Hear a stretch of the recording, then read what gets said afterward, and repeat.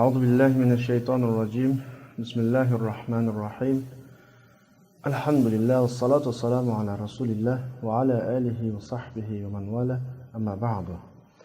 Biz oldingi soatlik darsimizda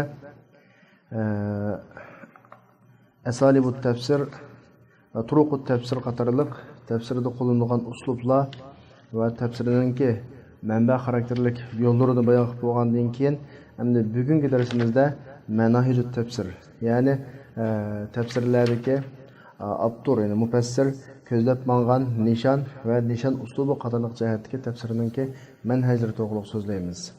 Albatta abtur bizga manahijut tafsir degan temaga kirishishdan ilgari bu tafsirlarninki Rasulullohning davridan tortib ta bugunga qadar besib o'tgan bosqichlari va ulardagi xarakterini so'zlab, lekin mushu navbatdagi jamiyatimizdagi ilmiy sohamizdagi biz o'qiyotgan tafsirlardagi o'xshamagan manhajlarninki kelish qadam bosqichlarini bizga tushuntirib beradi.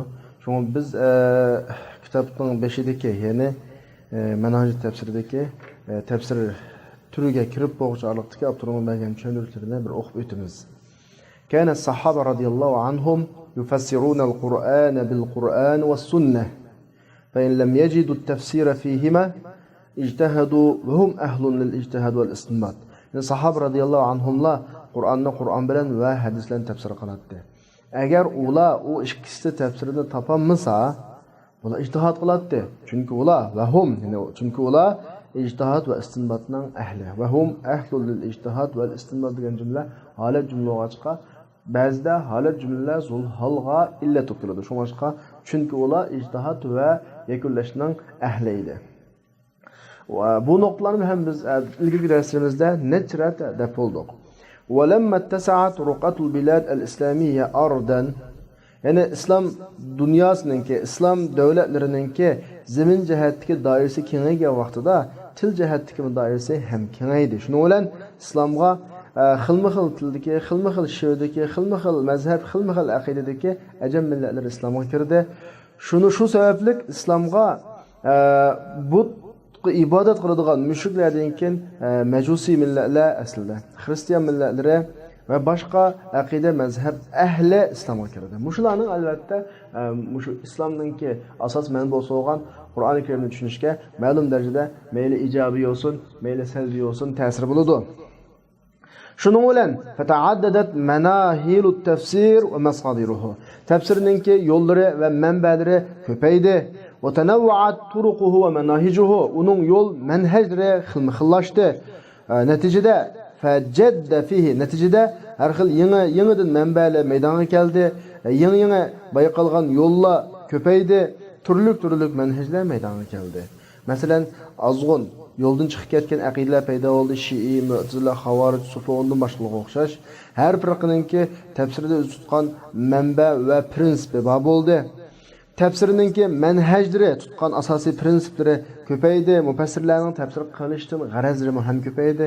Masalan, ularning ichidan uning tafsirining asli manbasida davom etganlar bo'lsa-mu va ularning ichidan aqlni o'zining tafsirida hukm qildirish g'olib ahvolga aylantirganlar, ya'ni g'allaba degani ko'p hollarda aqlni hukm qildirib tafsir qilganlar va bularning ichidan o'zining tafsiri shu ko'rinib chiqqan pen bilan bo'ylab ketganlar borki, nahviyun o'zining tafsirini butunlay nahviy kitobga aylantirib o'tgan. Balog'atchi o'zining kitoblarini balog'at kitobiga aylantirib o'tgan. Faqih o'zining kitobini fiqhiy kitobga aylantirib o'tgan ahvollar. Masalan, nahviy desak, g'alaban nahv ala tafsirihi, grammatikaga uning tafsirini besib ketgan. Faqih desak, fiqh uning tafsirini besib, hatto fiqhning usul furuqlariga kirib ketgan. Muarrix, tarixshunos desak, buning tafsiriga qissalarni bayon qilish, to'liqlash bu besib ketgan. Faylasofning tafsiri, donishmandlarning so'zlari, falsafachilarning so'zlari, faylasoflarning va ularning shubhalari shularga bo'lgan raddiya bilan to'shib ketgan. Demak, tafsirlar kishilarning ko'z qarashining o'xshamasligiga ergishib, kishilarning yo'llarining o'xshamasligiga ergishib, har xil millatlarning har xil tasavvuriga ergishib tafsirdagi mufassirning tutgan yo'li va oydinlashtirmoqchi bo'lgan markaziy iddisi, ilgari surmoqchi bo'lgan maqsadi ko'payib ketgan. Endi yozuvchilardan ko'pinchisi kathiru minal kuttab val muallifin mushu manhajlarning hammani qo'llangan. Masalan, bir tafsir yozgan bir mufassir o'zi qaysi xil ko'z qarashni ilgari surmoqchi bo'lsa, shu xil manhajni qo'llangan. Bularni o'tirg'i qo'yib, tadqiq qilib, tanqid qilib, nurg'un asarlarni yozgan. Endi biz tuvanda o'sha manhajlarning bir qismiga qisqacha ta'rifotlarni so'zlab o'tamiz. Bu mazmunlar asosan ilgari mazmunlarni biz butunlay deb bo'lgan, bayon qilib bo'lgan mazmunlar bo'lg'achqa bu yerda sizdan o'tib ketdik. Hisobda tafsir sohasidagi mufassirlar qo'llanayotgan manhajlarni qisqacha asosiy jihatdan to'plasak 7 turlik manhaj bor. Mufassirlar qo'llanayotgan manhajning 7 turlik manhaj bor. Birinchisi at-tafsir bil ma'thur manhaji. Biz tafsir bil ma'thur haqida turuq tafsir so'zlagan bo'lsak, bu bir manhaj hisoblanadi. Ikkinchisi at-tafsirul fiqhi manhaji, ya'ni fiqhni asos qilgan Qur'oni Karimning ichidagi ahkomlarni asos qilgan tafsir manhaji.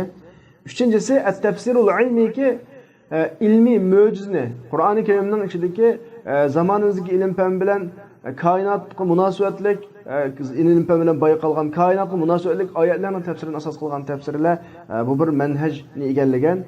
To'rtinchisi tafsirul aqli. Ya'ni Qur'oni Karimni falsafa, ilmi kalomga tayinib tafsir qiladigan bu bir tafsir manhajiga aylangan.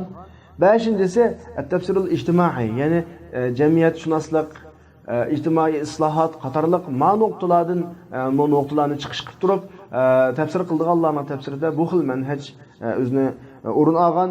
Oltinchisi tafsirul bayoniy manhajiga, ya'ni Qur'oni Karimningki ifodalash kuchi, balog'at hukmlari qatorliqlarni asos qilib yozilgan tafsir manhaji.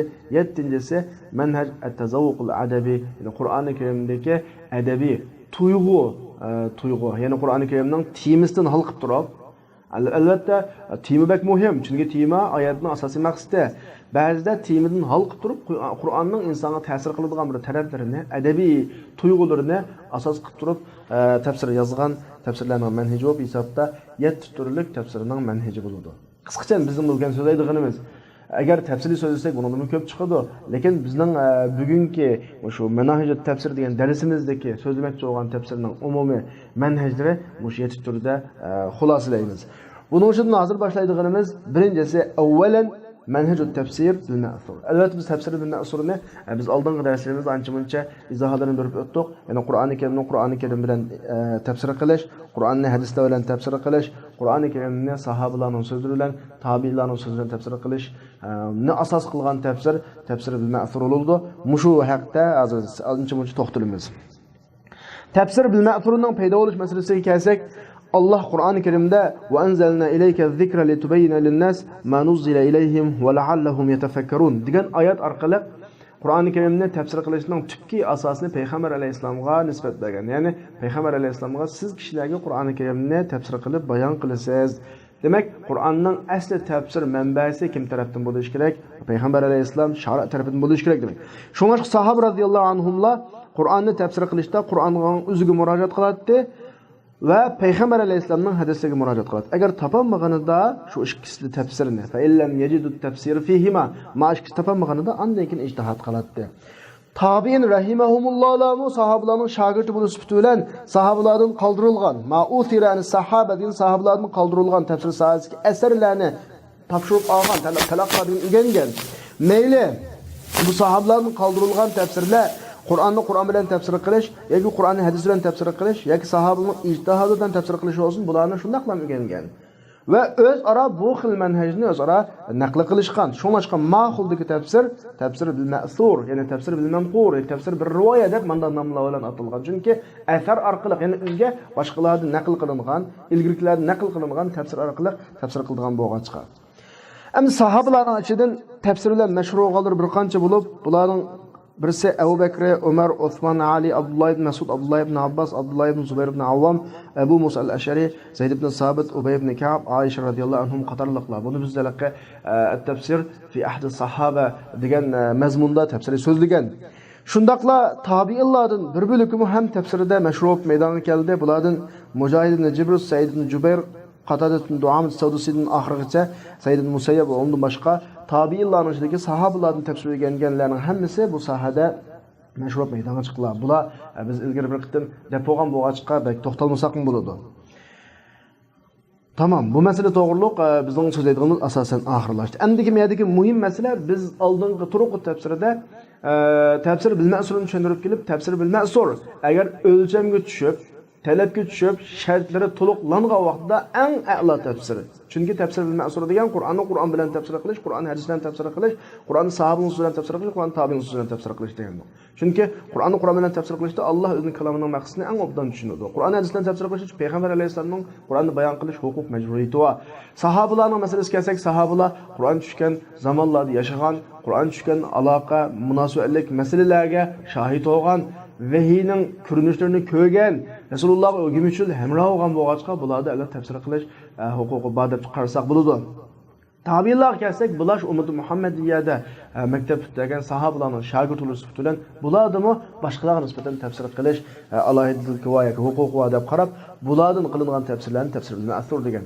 Ammo shu vaqtda biz yana bir narsani eslatganki, tafsir bil ma'sur agar shartlarga diqqat qilinmaganida, asarlarning sahihlik va sahih emaslik darajalariga diqqat qilmaganida eng xatarli tafsirga aylanadi. Chunki zaif hadislar, zaif aqvollar tafsir sifatida tafsirlarning qatoridan o'rin oladi. Mana bu eng xatarli sabablar kelib, Abdurrahmon shuning oyog'ini mayada tushirib ya'ni tafsir bil ma'surga rivoyatning ojiz bo'lib qolishining sabablari nima uchun? Ya'ni rivoyat ojiz bo'lib qolgan tufayli ma tafsir o'z darajasini tushib ketdi va xatarli tafsirga aylanadi.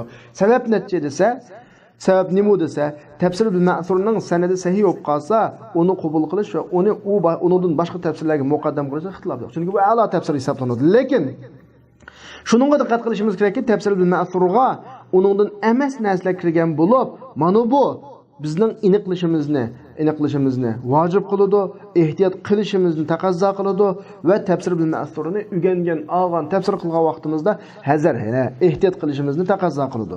Sahihni daxildan ayirishimizni taqozo qiladi. Sahih degani sahih rivoyatlarni kirgan rivoyatlardan ayirish. Unda olganda bizga qo'yilgan talab bu yerda biz rivoyat qilingan tafsir bil ma'surdagi rivoyat qilingan asarlarni cho'qim uni naqd qilib oydinlashtirib bo'lgandan keyin qabul qilishimiz kerak. Endi mashtaq ojiz rivoyatlarning kirib qilishi yoki tafsir bil ma'surni mashtaq aniqlash masalasiga muhtoj qilishning sababi nima bo'lsa, buning sababi tuandagidek bir nechta nuqta qo'yib taqiladi. Birinchi sabab to'qilmoq. Biz oldingi turuq tafsirida ancha-muncha deganda qilgan, hozir davomini deymiz. Hadis sohasida to'qimchilik yuz bergandan keyin shuningga ergashib dinning dushmanlari tafsir sohasiga ham to'qimchilikni kelgan. Nurg'un hadislarni yolg'ondan to'qib payg'ambar alayhisolamning nisbatiga tafsirning qatoriga kirgizib o'tgan.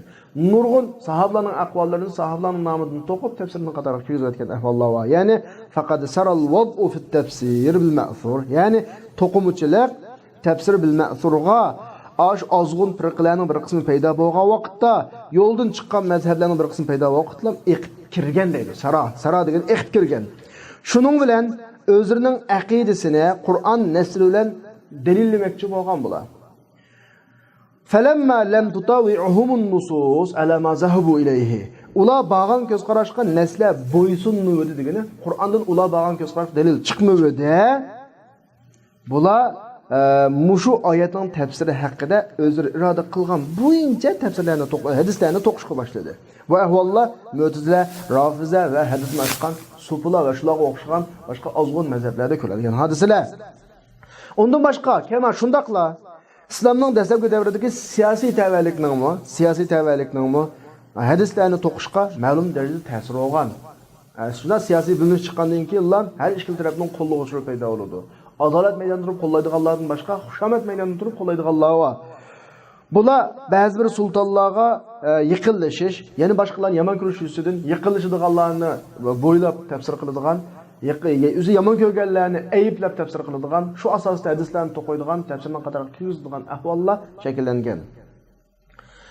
Va yana undan boshqa islomning dushmanlarining ya'ni umumatan islomning dushmanlarining ya'ni islomga qilich orqali qarshi turishdan ojiz kelib, islomga kirganlik qiyofatga kirib olgan islomning dushmanlarining islomga hilmikir qilish, islomning ahliga hilmikir qilishning ham ta'siri bo'lganki, bularning bilan tafsir bilmay asro boshqa o'rinlarda hadislarni to'qib tafsirning qatoriga kirgizib o'tgan. Mana bu birinchi tafsir bilmay asroning ojiz qilishining birinchi omili.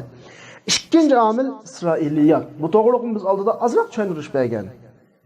Bu ahvolatning tafsiloti tuandigacha. Bu Isroiliyat masalasini nima desanglar, Qur'oni Karim ilgirki payg'ambarlarning qismlaridan nurg'unlarini o'z ichiga olgan, o'tmishdagi ummatlarning qissalaridan nurg'ularini o'z ichiga olgan, o'tgan hodisalarni o'z ichiga olgan. Ammo Qur'on bularni o'z ichiga olgan vaqtda buningdan faqat vaz-nasihat ibrat tarafini ham o'tirib qo'ydi, yubriz o'tirib qo'ydi, ammo uning inchki tafsilotiga ko'ngil bo'lmaydi. Ammo insonning qalbida, nafsil insonning qalbida bir xil voqelikni to'liqlash, bu yerdagi suratni mukammallashtirishga bir xil moyillik bor. Voqelikni qissini bayon qilib kelib to'xtab qolsa, oxirida nima bo'lgan bo'g'aydi? Musa alayhissalom undan keyin nima degan bo'g'aydi? Odam alayhissalomning bolasi undan keyin nima bo'lgan bo'g'aydi? Ibrohim alayhissalom ondan keyin nima qilgan bo'g'aydi deydigan bir xil qiziqish bo'ladi-da.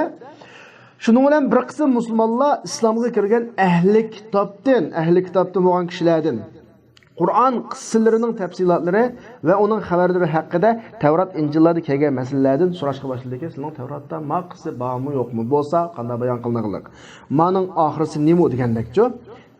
Ular so'zlab bergandan keyin bu ahvol avom ichida rivojlanib, keyin asta-asta vaqtning o'tishiga ergashib, hatto tafsirlargacha singib kirgan. Dal mushu xildagi xabarlarga Isroiliyat deb ataymiz. Endi Isroiliyat Bani Isroilni asos qilgan nom bo'lsa-mi, ya'ni Yahudlarni asos qilgan nom bo'lsa-mi, lekin xristianlarning o'ziga oladi. Bu nom taklif shaklida qo'llanilgan nom.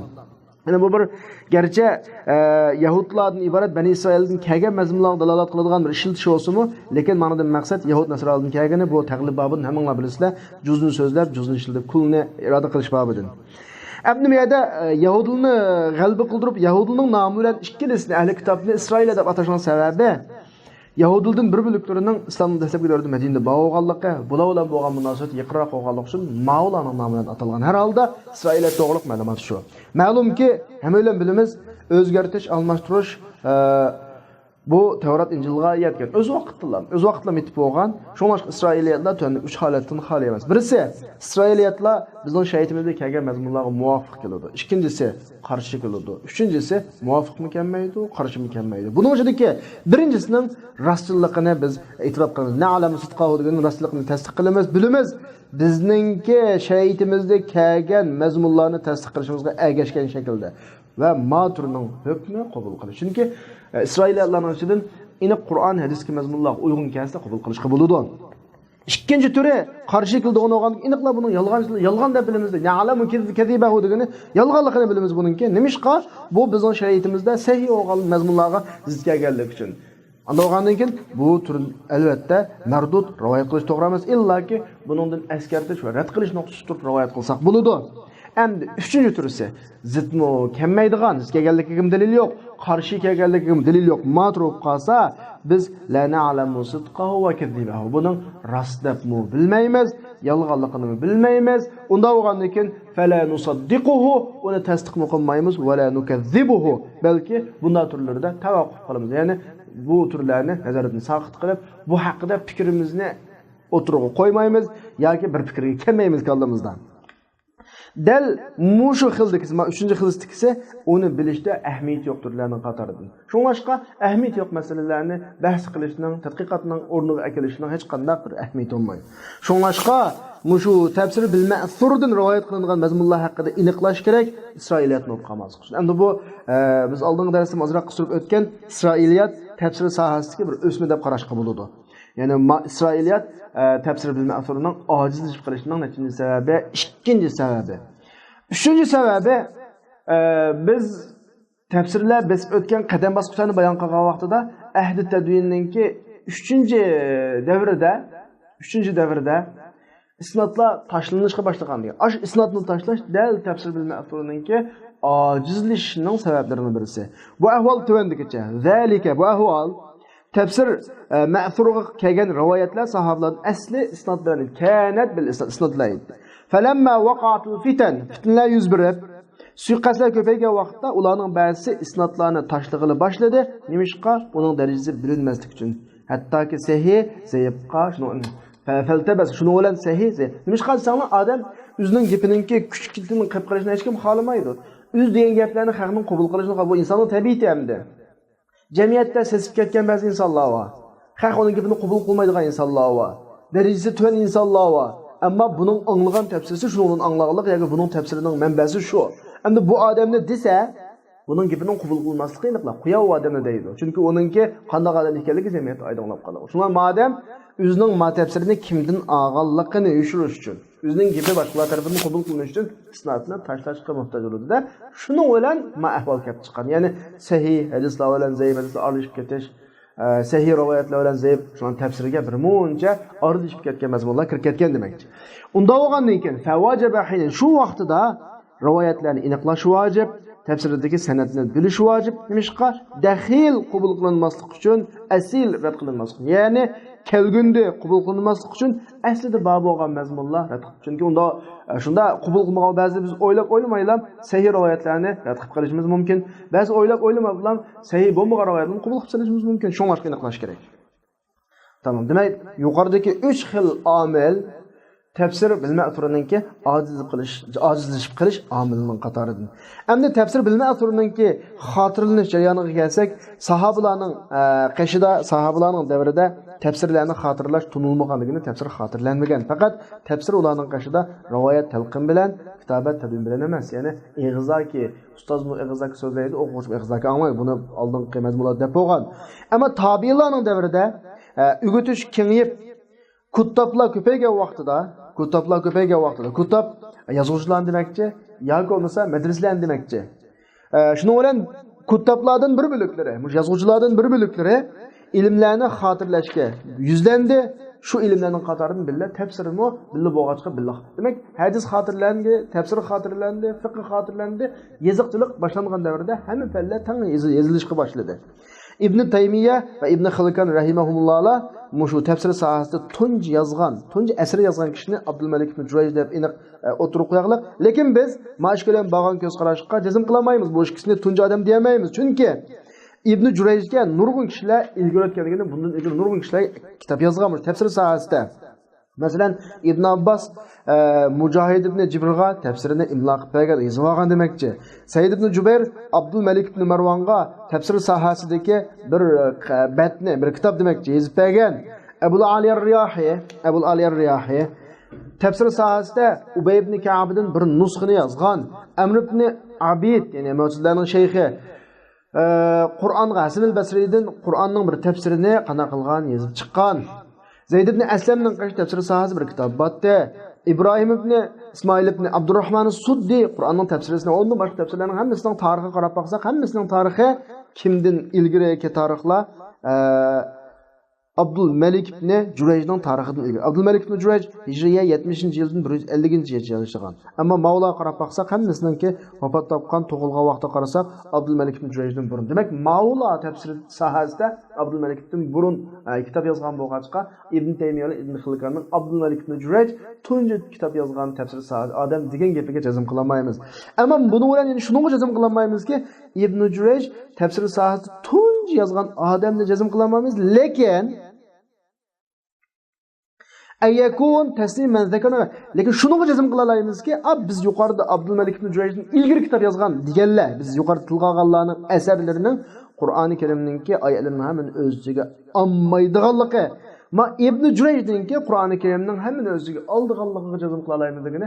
Endi ma Ibn Xilkan bilan Ibn Taymiyaninki Ibn Jurayjni eng burun tafsir yozgan odam deyishida balkim boshqa undan ilgari kitob yozganlar to'liq tafsir yozmagan, masalan Qur'onni sur Fatihasini nasg'icha yozmagan bo'lsa, ammo Ibn Taymiya rahimahullah va Ibn Xilkan tilg'agan ma ikkovilarning yozg'ini to'liq tafsir bo'lish ehtimoli bor.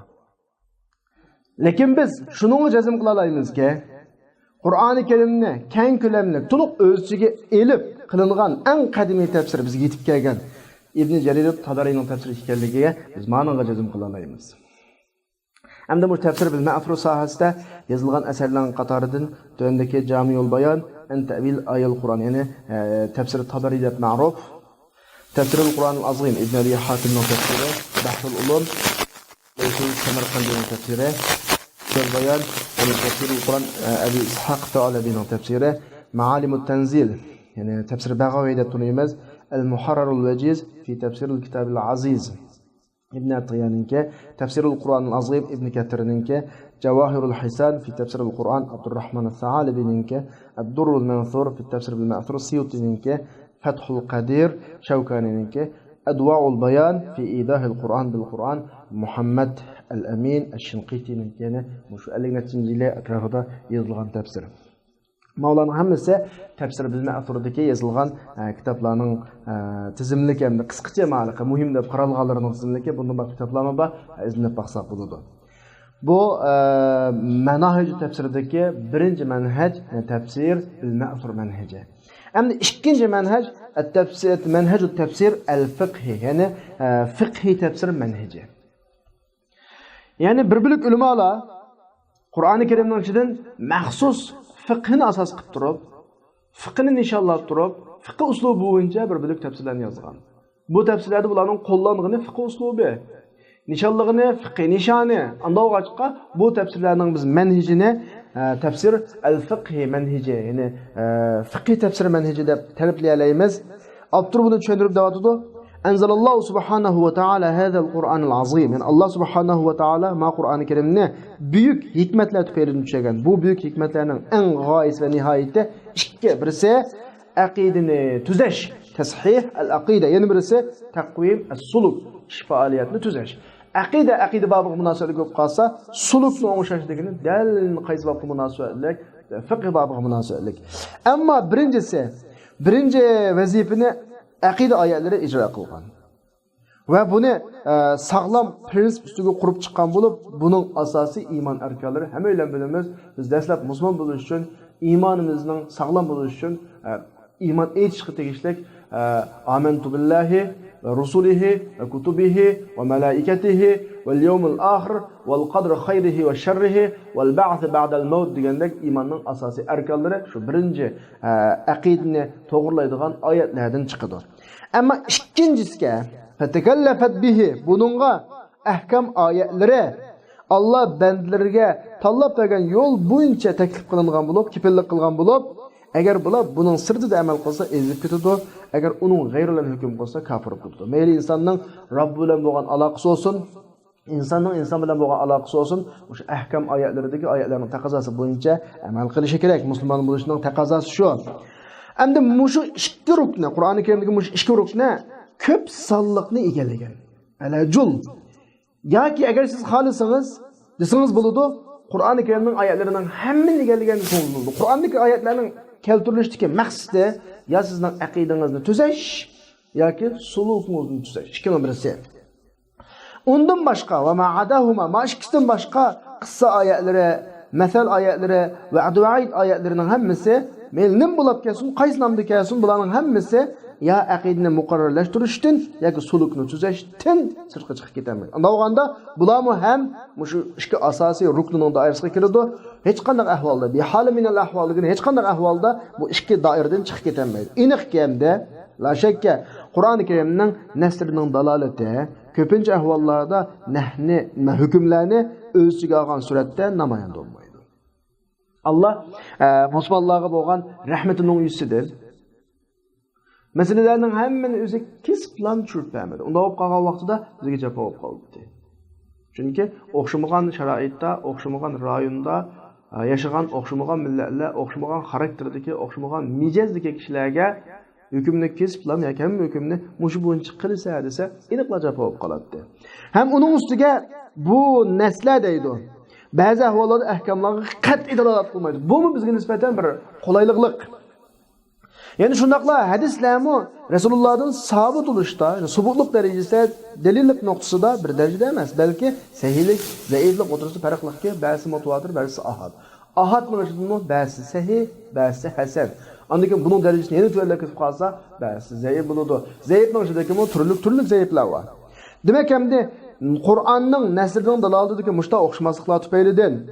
Hadislerinin bazısının subutunun farkı tüpeylidin. Ve Qur'oni Karimlar hadisning o'tiridagi sabit bo'lgan, muqim bo'lgan aloqa tufaylidan, yuqoridagi sabablarni tufaylidan ma soha ko'pincha ahvollarda ijtihod sohasi, kallashiladigan soha, istinbot qiladigan soha aylanib qoldiki, bir masalani chiqarish uchun qarablam chiqariladigan ahvol yo'q. Chuqum buni atrofdagi oyatlar bilan moslashtirib tushungan vaqtimizda, oyatlarni hadislar bilan moslashtirib tushungan vaqtimizda, hadislarning sahihlik darajasini aniqlagan vaqtimizda va boshqa qilishga tegishli ishlarni qilgan vaqtimizda, undan keyin bu yerda hukm chiqadi. Dal o'sha ishning o'zi bel semme fiqhinki del aşı işini fiqh deb atsan bo'ladi. Del mushuni bilan ilmu fiqh İslamda dastlab paydo bo'lgan, ilmu fiqhning paydo bo'lishi İslamda dastlabki fan hisoblanadiki, amaliyotda Qur'oni Karimdan ya ayyuhallazina amanu iza qumtum ila salat faghsilu wujuhakum wa aydiyakum ila al-marafiq. Namoz o'qishdan ilgari tahorat elish shart degan bir hukmni mush oyatdan olsak, mush oyatning hukm og'rimizning o'zi fiqh hisoblanadi. Sahaba radhiyallohu anhumlar Qur'oni Karim haqida tadabbur, tafakkur qilatdi. Qur'oni Karimning ahkomlarini yakunlab chiqaratdi. Ba'zida o'zaro ittifoqlashatdi, ba'zi ixtiloflashatdi. Masalan, ko'gidek bo'lsak, iri vafot topgan homildor ayolning iddat haqida ixtilof tushgan. Chunki bu ayolda ikki xil sifat bor. Birisi homildorlik, yana birisi erining vafot topishi. Qur'oni Karimda ikki xil oyat bor. Homildorlikning boshqa, erining vafot topishining boshqa. Eri vafot topgan ayol 4 oy 10 kun iddat tutadi deb bor. Homildor ayol qusqidagi homilani tug'sa iddat tugaydi deb. Andaganda bu ayol ikki xil sifat bo'lgandan keyin ham eri vafot topiqliq, hem homildor bo'lgandan keyin bu ikki hukm birga kelib qoldi. Ikki hukmning qaysini ijro qiladi desa, sahobalar mushun tushunishda ba'zi o'xshamagan ko'z qarash kelib qolgan. Alloh subhanahu va taolo iri vafot topgan ayol haqida vallazina yutawaffawna minkum wa yadharuna azwaja yatarabbasna bi anfusihinna 4 ashhur wa ashra. 4 oy 10 kun iddat tutdi dedi. Andikin homildor ayol haqida Allah ve ulatul ahmal ajaluhunna yada'na hamlahunna. Yani homildorlarninki iddat mezgili hamilini tug'ish dedi. Andikin ikki oyat naq kelib qolgandikin ma ayoldagi ikki sifatning taqozosi bu. Chunki bu ayolning ham eri vafot etib ketganlik, ham homildor. Andikin ikki oyat bu ayolning haqida keladi. Andikin bu ayol ikki oyatga teng amal qilish kerak. Teng amal qilishdan qanday qilish desa, Ali ibn Abi Talib, Ibn Abbas radhiyallohu anhumlar ikki oyatga teng tayangan nimda desa fi annaha shunda debki ma ayol ikki vaqtning eng yiroqroqini edi tutdi. Bunda bo'lganda ikki oyatga teng amal qilgan bo'ladi. Ya tug'ish, yoki 4 oy 10 kun. Masalan, qusquga 9 oy bo'lgan vaqtda eri vafot topgan bo'lsa, bu ayol eri vafot etib 10 kundan keyin to'qqan bo'lsa, bu ayol 4 oy 10 kun iddatini tutadi. Bunda bo'lgan vaqtda 4 oy 10 kunga amal qilgan bo'ladi. Tug'ish deganga amal qilgan bo'ladi. Qusquga 2 oylik bo'lgan vaqtida eri vafot topdi, bunda bo'lib qolsa 4 oy 10 kun tutmaydi. Vaqtda qusqidagi balani tuqqandan keyin, andan keyin bu ayol iddat tugaydi. Buningda qusqidagini tug'ish, homilisini tug'ish degan qoidaga amal qilgan bo'ladi hukmga va 4 oy 10 kunga amal qilgan bo'ladi. Unda ikkilisiga amal qilgan bo'lish uchun ikki ajalning, ikki vaqtning qaysiroq bo'lsa shuni amal qil dedi. Bunda bo'lgan vaqtda ikkilisi teng amal qilgan bo'ldi. Agar mushunda mushafatda tushunilsa, mush to'g'ri edi. Ammo Ibn Abbas, Ibn Abu Hurayra, Abu Salama qatorliq ma sahobalar ayolning iddati ikki holatda tug'ish bas. Tug'silan bu ayolning iddati tugaydi dedi. Mayli vaqt qisqa uzun bo'lsin. Chunki ma talaq ayeti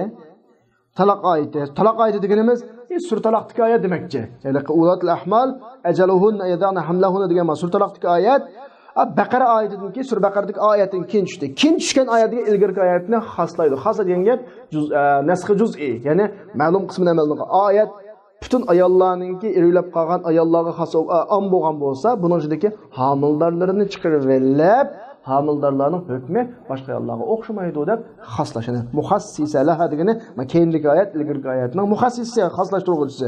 Bular ham modildan boshqa Subay'atul Aslamining hali hadisini dalil qildi. Bu ixtilofning tafsiloti o'tib ketgan masalan. Halaqa vafot topib necha kundan keyin yangida to'y qilay deb tursa bir odam to'sda Rasulullohni qashqab so'g'andan keyin to'y qilsang bo'ladi degan bir ayolning masalasi emas. Mana shu ayolning hadisimi bu nima izoh.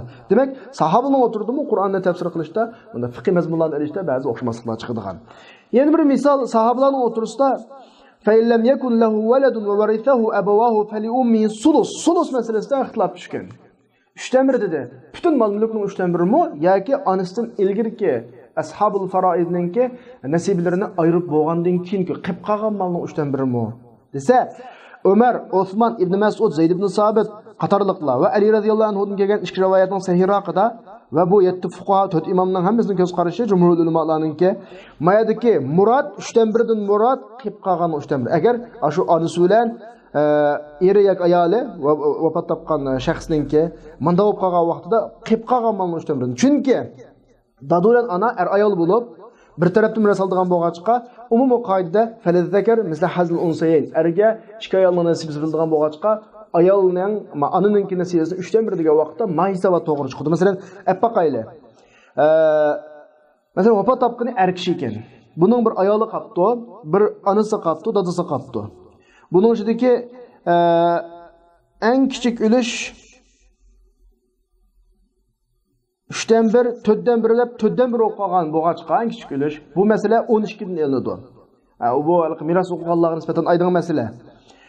Anda olganda ayoliga 4dan 1ni balasi yo'q, balasi yo'q, ayoliga 4dan 1 tegadi 12 ning 3i. Andan shuningdan qilib qolgani, o 12 ning 3ni evetgandan keyin 9 qilib qolamdi. 9 ning 3dan 1i 3 bo'ladi. Andan qolganlarini dadasi ta'siban oladi. Ta'siban oladi, 6 bo'ladi. Qarab boqadek bo'lsak, ananing 3, dadining 6, hisobda lazzakar, misli hazm unsayn bo'ldi. Mavo kimning ko'z qarashi yuqoridagi tilg'alingan sahobaning ko'z qarashi yana bir misol. Ülep qağını, vafat tapqını, ayol kishi ekan, iri qapti, anisi dadasi qapti. Bu yerdagi eng tuvan birlik 3dan 1 bo'lib qolgan bo'lg'achqa, biz buni 6 dan olamiz, 3dan 1 bo'lgandan keyin 6ninki her 2dan 1ni oladi, balasi bo'lmag'achqa 3i ketdi. Qanisi qolib qoldi? 3 qolib qoldimi?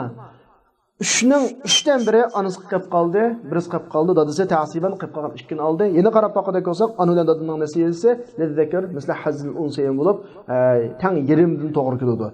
Ma nuqtada turib, ma sahobalar 3dan 1dan maqsad butun qolib qolganmi? Qolib qolgan malninki sulusul baqi deb olsa, endi Ibn Abbas, Ali va Muaz bin Jabal qatorliq masahabalardan rivoyat qilingan ko'z qarashda bular shu ko'z qarashga bordiki, murod butun malning 3dan 1. Chunki oyatda umum lafz ishlatilgan, umum lafz ishlatilgan bo'lg'achqa biz umumatan amal qilamiz degan. Masalan, buning shakli manda. Vafot topquchi Arab qaz bayonlagandek 12 dan olamiz bu masalani. Masalan, asli mahraji 12 chiqadi. Masalan, ayoliga balasi bo'lmag'achqa 4dan 1 olsak, 12 dan 4dan 1 3ni birimiz ayoliga 3ni 9 qilib qoldi. Aniga butun malning 3dan 1 bo'lgandan keyin 12 ning 3dan 1 to'tiladi. Dadiga qilib qolgan ta'sibini oladi, 5 oladi. Chunki ma'lum oyatning umumligiga asoslanadi. Andan keyin yana bir misol olsak, vafot topgan ayol bo'lib qolsa, iri qilib qoldi. Buningdagi eng tuvan birlik 3dan 1 bo'lib qolg'achqa bayat degandek masalaning mahraji 6 chiqadi. Anda olgandan keyin iriga yerimini 2dan 1ni bersak, 6 ning 2dan 1i 3 bo'ladi. Qilib qolgan 3 bo'ldimi? Andan aniga butun malning 3dan 1ni bersak, 6 ning 3dan 1i 2 bo'ladi. An qilib qolgani dadining ta'siban deb qoldi. Ma masala manda chiqadi. Demak, bu yerda biz miros so'zmoqchi emas. Bu bir ayrim bir fan. Albatta bu biz bir Rasululloh mirosini bilan tushunib bo'lmaymiz. Lekin bizning demoqchi o'g'limiz aqallisi yuqoridagi bir misolda, er vafot topgan yoki ayol vafot topgan bir misolda to'g'ri keladigan sulus degan oyatning mazmuniga nisbatan change o'xshamaganlik tufaylidan butun miros masalasi o'xshamadi. Demak, mishadlan fiqhi o'xshamasliklar mishaddan boshlandi. Qanaqdir bu ba'zi qarindoshlarimiz ayblagandek Imom Azamninki gunoh emas, Imom Shofiyning gunoh emas, yoki sahobalardan tortib boshqa o'xshamaydigan ko'z qarashlar shaxslanib mangan. Amaliyotda bu sahobalarga masala emaski, dinimizning tabiati. Dinimiz bizga rahmat qilish uchun, Alloh bizga rahmat qilish uchun dinning amaliy ahkomlarining hammani ko'pga ehtimollar ani oyaga berish ehtimoli va mayaga berish ehtimoli va holatda bizga bergan tushirgan. Anda olgandan bu bizga nisbatan rahmat hisoblanadi. Ammo aqida masalasiga qarab boqinglar, aqida masalalarida unda ahvol yo'q. Chunki aqida dinning asosi bo'lgan, u kesib o'tilgan hamma masalalar. Demak, fiqhiy ixtilof undan keyingi fuqaroning ixtilofotining urug'chisi hisoblanadi. Demak, ashaddan boshlangan bo'lg'achqa, undan keyin har fiqhiy mazhabining atbo ergashuvchilari Qur'oni Karimdagi ahkam oyatlarining qishiga berib deydi sa'iy qilib. Bularni mustaqil asar qilib yozib, ahkam yakunlashdagi qoidasiga asosan tafsir qilishga boshladi. Shuning bilan ahkam oyatlarining bir tafsiri maydonga keldiki, siz bu ahkam oyatlarining tafsirlari bilan fiqh kitobini o'tirsa cho'ng farqni topolmaysiz. Demak, tafsir lekin butun xarakteri, butun prinsipi fiqhni asos qilgan, fiqhga tayangan, fiqhning o'lchami bo'yicha mangan, fiqh uslubida yozilgan tafsirlar. Demak, bu tafsiriningki ikkinchi manhaji, tafsirul fiqhiningki manhaji. Endi mazhablarniki, fiqh mazhablarining turli bo'lishiga qarab ahkam oyatlarining tafsirlari turli bo'lgan. Masalan, shularning qatoridan 4 mazhab bo'yicha bir kitoblarning ismini o'qib o'taylik. Hanafiy mazhabda tafsir ahkamul Qur'on deb jassos deb ma'ruf, jassosning deb qo'yiladi odatda. To'liq ismi Abu Bakr Rozi, lekin nomi bundan kitobxonlarda jassos deb sanaladi. 3 mujalladlik Hanafiy mazhabdagi ahkamul Qur'onning hisobda eng dangliq hisoblanadi. İkincisi tafsir al-Ahmadiyya fi bayan al-ayat al-shar'iyya Mulla Ciyun'daki bir toplam. Mao Hanefi mezhebidagi kitoblarning ismlari. Maliki mezhepte tefsir ahkamul Kur'an. Ebi Bekr ibn Arabi, dağlık İbn Arabi diyen şu. İkisi var İbn Arabi, birisi İbnul Arabi, Allah bilen birisi İbni Arabi. Allah mısınız? İbnul Arabi degene bu fakih, İbn Arabi degene bu sufi. Mavazı kılganımız ma fakih ma tut mücellelik. El Cami' li ahkamul Kur'an. Ebi Abdullah el-Qurtubi'ninki 10 mücellelik, 10 mücellelik. Bu işkilisi Maliki mezhepteki kitaplar. Andakin ahkamul Kur'an. Ebu Beyhaqi toplagan İmam Şafii'nin neslerinden bir mücelledde. Ahkamul Kur'an İlkiya Hirasi 2 mücelledlik. El-İklil fi istinbat et-tenzil Siyuti'ninki. El-Qavlul Veciz fi ahkamul kitab-ül aziz. Mao yukarıdakiler Şafii mezhebininki. Hem de Hanbali mezhepte müstakillik ahkamul Kur'an tefsir bulmusu mu? Lekin bir çoğun toplamının içinde yazılgan bir küçük bab süpside kelgen mu? Yani Zadul Mesir fi ilmi tefsir diyen kitap İbn Cevzi'ninki 9 mücelledlik. Yani ma kitap gerçi tefsir fıkhiga qarashliq. Şunun xas olgan tefsirden bulmusu lekin bu muan ahkam ayetlerini tefsir qilishda Hanbali mezhebiga mas hisoblanadi. Hisobda çoğun bir umumyüzlük tefsir. Bunun içindeki ahkam ayetleri şu Hanbali mezhebi boyunca tefsir kılıngan boğazqa şuna hisoblash qiladi. Lekin mustaqil maxsus yuqoridagidek kitaplar Hanbali mezhebi boyunca. Demek yangi asrlardami ulamalarning nurg'unlari ahkam oyatlarini tefsir haqida kitoblar yozgan. Shundan qatoridan birisi Naylul Muran fi tefsir ayatil ahkam Muhammad Sidiq Hasan'niki bir to'plam. Ravoyul Bayan tefsir ayatil ahkam Muhammad Ali Sabuni'ninki bizning diyorimizda va uyg'urchaga tarjima qilindi. Tefsir ayatil ahkam degan kitob buni Muhammad Ali Sayis besib pokiz tanqihlashga, ratlashga ishroflik qilgan. Nazoratchilik qilgan. 4-inchisi tefsir ayatil ahkam mana ovqatlarninki ma'u yangi mush yaqinda yaqin asrlarda maydonga chiqqan kitaplarning qatoridan bularning hammasini foydalansak bo'ladi. Buni ma'vola biz tefsir manhaji so'zlamoqchi bo'lgan nechinchi manhaj? Ikkinchi manhaj. Ya'ni manhaj at-tafsir nima? Al-fiqhi. At-tafsir al-fiqhi. Endi uchinchi manhaj manhajut tefsir al-ilmi yoki manhajut tefsir al-i'jazi deb tushunsak bo'ladi. Ya'ni tefsirininki mo'jiza xarakterlik ilmiy tefsirlarninki manhaji. Chunki Qur'oni Karimning ichida nurg'un masala o'tirib qo'yilgan, mayli qadimiy xabarlar bo'lsin yoki kelgusi xabarlar bo'lsin, nurg'un koinot munosabatlik masala o'tirib qo'yilgan, mayli jug'rofiyalik yoki astronomiylik yoki boshqa fanlarga munosabatlik keyin bayqashlardan keyingi tadqiqotlardan shu masalalarning Qur'oni Karimdagi so'zlanganidek aynan shaklda amaliy ilmiy sifatlarda, ilmiy tadqiqotlarda isbotlangandan keyin bir ulamolar mushu nuqtani asos qilib turib Qur'oni Karim o'tirib qo'ygan masalalarningki amaliyat isbotlanishi bilan udulashganligini Qur'oni Karimning mo'jiz sifatida ko'rsatish nishon qilib tafsirlarni yozgan, ba'zi tafsirlar qo'llangan manhajni tafsir manhajil ilmiy deymiz. Ya'ni Abdurdavudu insoniyat ozg'an vaqtida va bayovon dunyosida tingirqagan vaqtida ozg'unlik dunyosi tingirqagan vaqtda Alloh ularga o'zining payg'ambari Muhammad alayhisolamni avatdi. Ular o'zining kitobi Qur'oni Karimni hudal linnas va bayinatin minal huda val furqon qilib avatdi, tushadi. Ya'ni kishilarga hidoyat bo'lgan paket, furqonni bo'lgan paket qilib. Shuning bilan Alloh ularni shu kitob bilan zulmatun nurga, dalolatdan hidoyatga chiqardi. Endi Qur'oni Karim ashunda insonlarni ozg'unlikdan hidoyatga chaqirishdan nurg'un paket hujjatlarni ko'rsatishga tayangan. Qur'oni Karim kelganda men Qur'on nekilinglar degan emas. Qur'onni obdan ta'ammullar o'qigan vaqtda Qur'oni Karim bizni maydonga chaqirgan urindir va nochon olsan kel Qur'oni Karimning o'qishini keltirib baq deb. Masalan, undan boshqa osmon qarab baq deb osmon qarashqa bizni undiga ahvollar bor. Ras qarab baqdiq, taq qarab baq dedi, qarab baqdiq, tuyiga qarab baq dedi, qarab baqdiq, dengizlar qarab baqdiq, maxluqotlar qarab baqdiq, kechikimizning almishib qarab baqdiq. Qur'oni Karim bir nimalarni ishorat qilyapti. Ras qarab baqsaq Qur'oni Karim degan o'rinlardan haqiqatan da Qur'oni Karim bizga uqtamoqchi bo'lgan masalalar bayqaldi. Qur'oni Karimning haqiqat ekanligi oydinlashdi. Shuni bilan kishilar andan keyin buni qoyilib to'g'ri, "Men Qur'on Allohning kitobi ekan, men mushu Qur'onni o'yliga agarsam to'g'ri yo'l topadi ekanman" deb an iymon etdi. Qur'oni Karim qandaqdir birovni majburiy iymonga kirgan emas. Shunga turdi. Qur'oni Karim hujjat pakt bilan qanoat qildirish yo'lida mangan. Shuning bilan Qur'on dalillarni keltirgan, nazar qilishga buyurgan, tafakkur tadabbur qilishga qiziqtirgan, ta'ammul qilishga chaqirgan va mushu koinot vujudininki, mavjudiyatiningki ko'rinishlarining nurg'unlarini o'tirib qo'ygan. Osmon zaminning yaratilishi, inson jin malaikaning yaratilishi, bulutlarning haydilishi, bulutlarning birkishi, yomg'irning tushishi, ay bilan quyoshninki aylanishi, to'g'riliq ma'noga o'xshagan masalan o'tirib qo'ygan. Ya'ni Qur'oni Karim yulduzlar haqida mayli o yulduzning turi, masalan kavakib, nujum, shuhub, aqar yulduz yoki turg'un yulduz degandek qanday yulduz bo'lsin, osmonga o'rlash haqida, insonning yaratilishi haqida, turalmining bosqichlari haqida, o'simliklar haqida, dengiz haqida, tog' haqida, zaminning ostidagi narsalar haqida nurg'un so'zlagan va xilma-xil ma'lumotlarni o'tirib qo'ygan, turli ilmlarni o'tirib qo'ygan. Endi 14-asr milodi 7-asr Hijriya 1-asrlar degan hozirgi umumda jahonga qarab baqsanglar, hozirgi umumiy vaziyatning ahvoliga qarab baqsanglar, ondan keyin 50 yil ilgirgi vaziyatlarni ota-onalardan anglab baqsanglar yoki videolardan ko'rsanglar, 14 asr ilgirgi vaziyatni tasavvur qila olasizki, u vaqtida osmon zimida so'zligidek insoniyat hech qanday bir saviya, taqdirimizning so'zligidek saviya, unda ilm fanlarga yoki ba'zi bir nazariy bilimlarga cho'kkidek holat u vaqtdagi insonlarda mavjud emas. Endi Qur'oni Karim shuni so'zladi. Ammo bilimsiz jamiyatda o'sgan bir odam, o'qimagan bir odam shunda ma'lumot to'g'riliq o'zining kallasidan so'zlab qolsa, muqarrarki buning xatolashi aniq. Endi o'ganda Qur'oni Karimdagi ma'lumotlar agar payg'ambar alayhisolamning o'z tarafidan deyilgan bo'lsa, cho'qim masalalarda xatolik yuz berdi. Lekin hozirda xatolik yuz bermadi. Ham bermayapti. Bundan keyin bermaydiganlikka ishonchimiz 200% komil.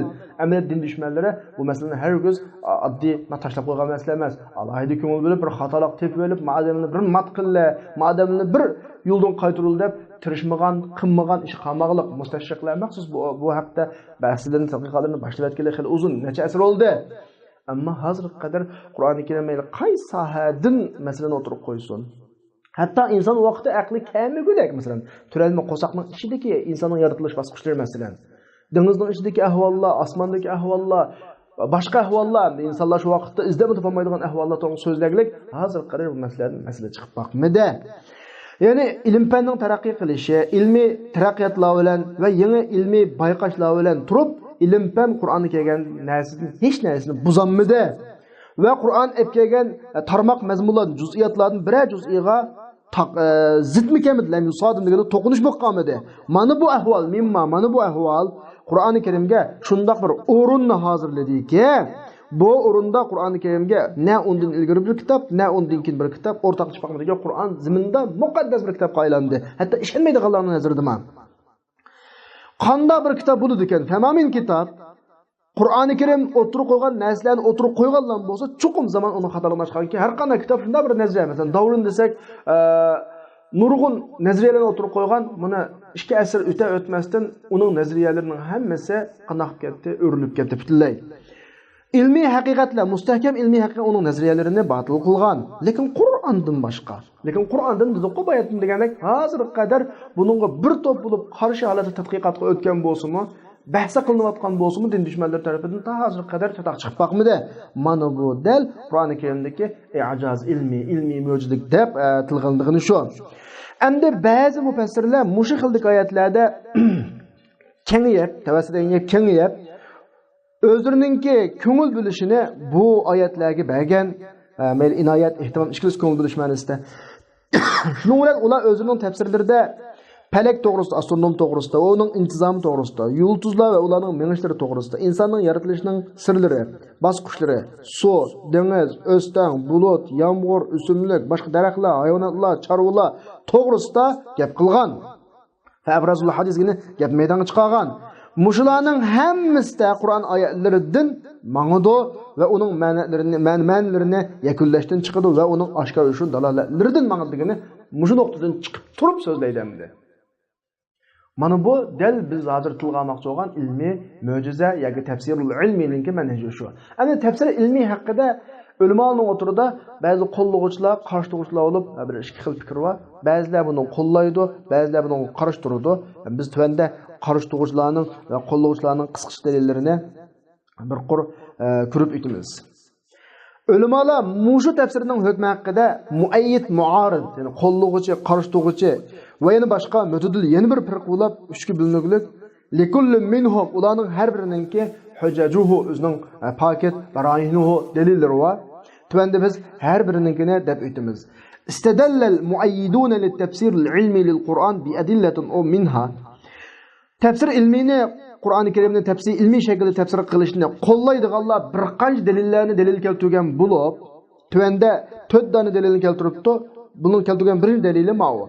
Allah subhanahu ve taala özünün kitaplarını ilimge, kudretge, hikmetge bo'lgan delil keltirish. Nimele delil keltirish ise asmanның ahvollari, ziminning ahvollari, kechikindizning arqa agishleri, andikin yoruqluq, qarang'uliqning ahvollarining qandaqligi, quyosh, ay, yulduzlarning ahvollari bilan delil keltirishga to'shqizvatdiki, Qur'onni o'qib boqqan bu nuqta yushurun emas, Qur'onni o'qib boqqanga.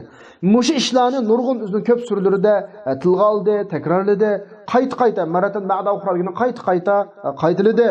Agar bu narsalar to'g'riliq bahs qilish, bularning ahvollarida ta'ammul qilish durust bo'lmaydigan bo'lib qolsa, Alloh o'zining kitobini hargiz bu ishlarni to'shqazmaydi deb ma'no birinchi dalili. Ikkinchi dalili Allah subhanahu wa ta'ala afalam yanzur ila as-samaa'i wa fawqahum kayfa banaynaha wa zayyanaha wa ma laha min furuj degan oyatda mana Allah subhanahu wa ta'ala osmonni qanday qurganligi haqida ta'ammul qilishga qiziqtirdi bu oyatda. Hamda ma ilmul hayat degan geometriya deymiz, alaqamda qurilishchilik deganga. Buning uqumi faqat uning qanday qurib chiqqanligida o'ylanish orqali bo'ladi. Bu oyatning ma'nosi shu. Uning har birini qanday qurdi, mahaqida o'ylanish shu ilm bo'ladi endi.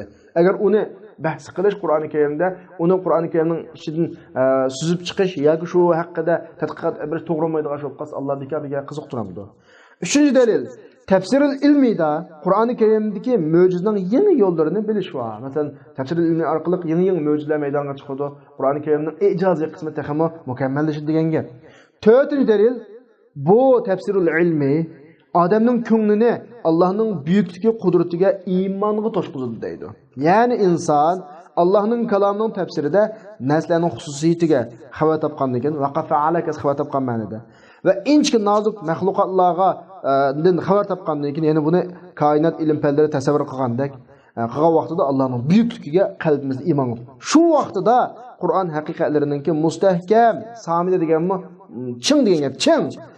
Uning qadamlarining ostida ilmiy nazariyalarning pachaqlashib ketganligini va ilmiy haqiqatlarningki tinchlik bilan ikkisining quchoqlashganligini ko'rgan vaqtda odamning qalbi ilm fan manda nazariyalarni o'tirib qo'ygan va isbotlangan. Mana Qur'oni Karimda 1400 yil ilgari bu masalalar o'tirib qo'yilib ketgan. Ikkisi nima gapdi? Udul gapdi. Ilm fan magabni da'vo qilyapti nazariya sifatida, ammo Qur'oni Karim mandaq deb ketgan, oxirida Qur'onning degani to'g'ri chiqdi, ma'noning degani xato chiqdi. Mana pachaqlab tashildi. Deganda keyin asli Qur'on inson usulgan bo'lsa, ma'no bilan hargiz bunda oxirlashmaydi. Mandaq natijadan chiqmaydi ma'noning oxirisi. Bu Qur'on Allohning kalomi ekan. Subhanal xoliq, subhanal qoil, Allohu akbar degan so'zlar orqali bir xil iymonimiz ko'taran bo'lib qoladi. Bu bir amaliyat hamda. Mana ma'vo tefsir ilmini qo'llovchilarning necha dalili? 4 dalili. Endi tefsir ilmiga qarshi turuvchilar bir qancha dalillar keladi. Buning dalilining o'rni bor. Agar ikki qo'llovchilar bilan qarshi turuvchilarningki fikrini birlashtirsak, mayda mustahkam tefsir ilmining bir prinsipi tutib chiqadigan gap. Anglab boqaylik. Qur'oni Karimning mo'jizaligi sabit bu muqqim ahvol. Isbotlanib bo'lgan ahvol. Buni bayon qilishda bundaq sun'iylach yo'lda mengishdan behojat. Chunki bu sun'iylach yo'l allazi ba'zida Qur'onning mo'jizaligini isbotlayman deb ketkizib qo'yishi mumkin. Ikkinchi dalili, Qur'oni Karimning koinotga, ilm fanlarga nazar tashlashga qilgan chaqiriqi amaliyotda vaziyat tafakkurining o'rniga qilishgan umumiy chaqiriq qandaqdir, uning inchki tafsilarini bayon qiling, ilm fanlarini eching degan chaqiriq emas. Bu ikkinchi gapi. Uchinchi ko'z qarashi, tafsir ilmi buningga cho'kkan kishilarning ko'pinchilarining qashida teyilib ketishga iborat deydi. Nima uchun teyilib ketishga iborat? Chunki maslashtirish xizmati, ilmiy fan texnika bilan, ilmiy bayqashlar bilan Qur'onni o'tirib qo'ygan nazariyaning o'tirini qanaqa qilish, maslashtirish xizmati ko'pincha vaqtlarda u ikkisi zid deb qaragan, vahmilinadigan amaliyat zidlik yo'q. Manda ikki o'rinning o'tirini jug'lashga urinishni bizga tingib qo'yadi. Taftari degani bizga majburlab qo'yadi. Yoki o ikkisi uchrashishdi, ikkisi birisi-birisiga mas deb o'ylangan o'rinlarni amaliyat uchrashish yo'q. Jug'lashga urinishni bizga majburlab qo'yadi. Buna deganlik tavfiq maslashtirish xizmatidagi har xizmat la yuhalifun najah degani davomli utuqliqqa hamroh bo'lavermaydi degani utuqliq bo'lavermaydi.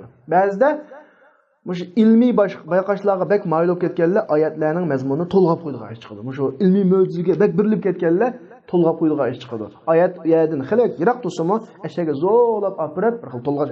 Bu amaliyotda yuz bergan ahvol. Bu reallik.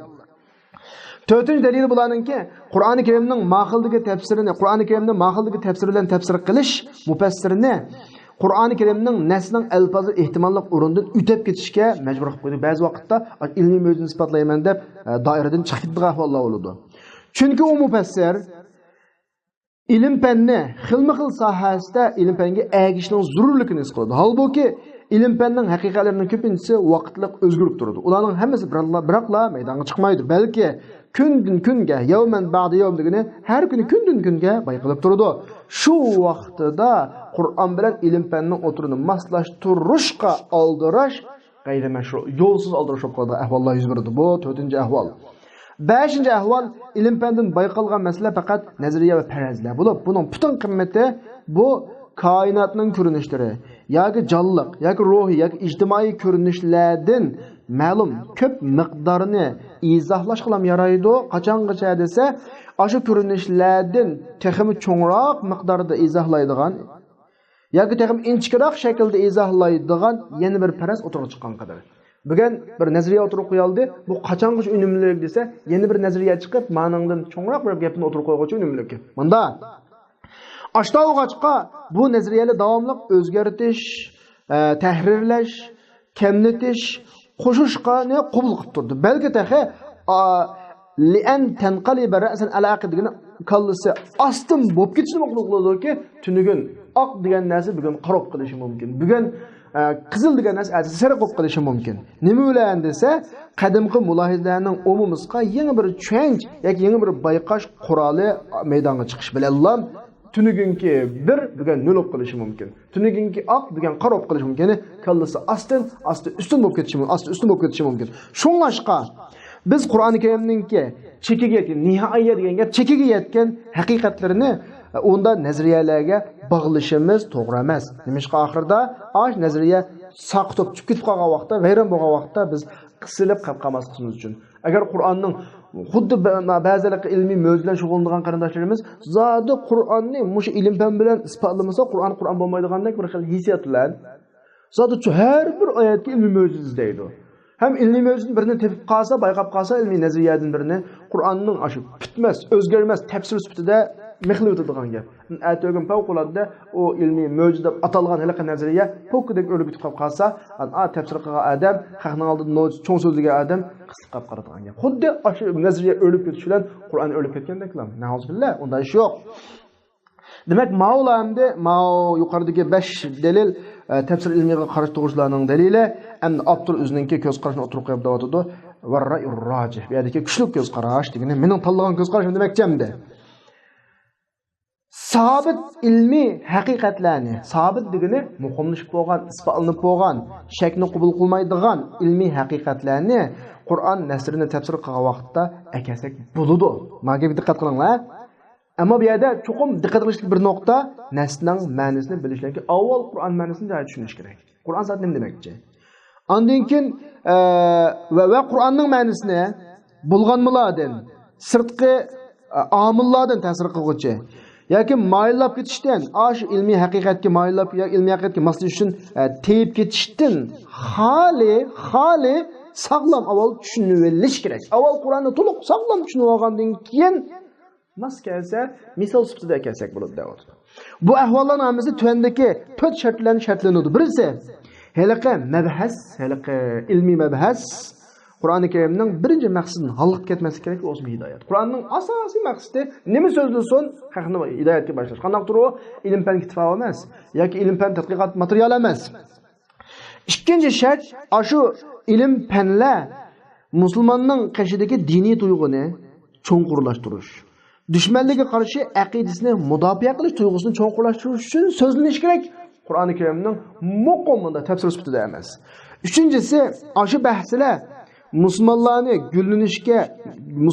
gullanishga turtki bo'ladigan bir yo'llar bilan va ularni Qur'oni Karimni ulug'lash va buyuklashtirishga qaratadigan yo'llar bilan va ularni Allah uni bizga bo'ysundirib bergan mushu koinotning kuchi bilan shundoq bir manfaatlanishga harakatlantiradigan yo'llar bilanki islom ummatiga uni ulug'ligini qaytaradigan darajada manfaatlanishga harakatlantiradigan shaklda so'zlanishi kerak. Ya'ni ummatga foyda qilish kerak demakchi hamda. Behuda gaplar o'qas bo'lmaydi. To'rtinchisi, ilmiy mabhaslar bu Qur'onning nassi undan boshqa dalolat qilmaydigan bir tafsir sifatida tilganimiz kerakki, zot Qur'onning tafsirisi mushu, bundan tafsiri boshqasi yo'q degan sifatda emas. Balki Qur'onning mazmuni kengaytirish uchun tilganish kerak va uning bilan keyincha Qur'on naslining muqaddasligiga uning botiliga ta'sir o'tkazmaydigan tarzda. Buni degan gap desa, avval oyatning ma'nosi muayyan bir shaklda tushuniladi. Ondan keyin uning misol sifatida ilmiy haqiqatlar, ilmiy nazariyalar akalansa bo'ladi. Shu qanday joyda bo'lsa, nasning Qur'onning tafsirisi, ya'ni Qur'on nasni o'zgartish va botil qilishni qabul qilgan nazariya bilan tafsir qilib qo'yish, nazariya rad qilish yoki botillikqa duchor bo'lgan vaqtda xalqning nazarida Qur'on haqiqatlari haqida shak qo'zg'ab qo'ydi. Unda chambarchas bog'lab etsa, man nazariya pokida yiqilib ketsa, xuddi xalqning nazarida Qur'on bilan qanday ketgandek, yiqilib ketgandek. Yo'qsa. Shunga Shayx Abdulmajid Zindani bir savol so'ralgan. Shu Shayx Abdulmajid Zindani shu Qur'on ilmiy tafsir haqida izlanadigan ustozlarning birisi, ulamolarning birisi. Siz o'tirib qo'ygan nurg'un ilmiy haqiqatlar bilan Qur'onning mo'jizaligini isbotladingiz. Endi ertaga ilmiy haqiqatlar boshqacha bo'lib qolib, dunyo boshqacha bo'lib qolib, bu ilmiy haqiqatlar cho'kib qolib qolsa, yoki hozir o'tirib qo'yilgan ilmiy haqiqatlarning xatoligi bayqalib qolsa, siz shu mo'jizaligini isbotlagan masalaga qanday qaraysiz degan vaqtda nihoyat xotirjamlik bilan kelgusida jahon taraqqiy qilib, fan texnika taraqqiy qilib, kallining ishe ko'p qilishidan men qo'rqmayman degani haqiqat hamon haqiqat. Agar ash ilmiy haqiqatlar ilmiy sifatida asla isbotlanib, amaliy isbotlansa, amaliyotda bu Qur'oni Karim hargiz buni bilan yolg'onga chiqmaydi. Isbotlanadi, yolg'onga chiqadi. Ammo bu nazariy jihatda, taxi tutputiyaga bosmagan, taxi aniq isbotlanmagan shakldagi